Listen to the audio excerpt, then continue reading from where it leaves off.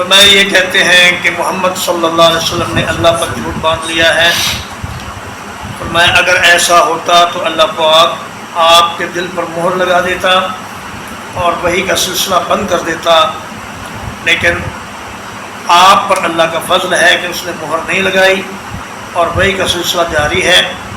اس لیے ان کی بات غلط ہے۔ فرمایا وَلَوْ تَقَبَّلَ عَلَيْنَا بَعْضَ الْأَقَاوِيلِ، اگر محمد صلی اللہ علیہ وسلم کوئی بات گھڑ کے ہمارے ذمہ لگا دیتا، لَأَخَذْنَا مِنْهُ بِالْيَمِينِ، تو ہم ان کے داہنے ہاتھ سے پکڑ لیتے، ثُمَّ لَقَطَعْنَا مِنْهُ الْوَتِينَ، پھر ہم ان کی شہرت کاٹ دیتے۔ فَمَا مِنْكُمْ مِنْ أَحَدٍ عَنْهُ حَاجِزِينَ، پھر تم میں سے کوئی بھی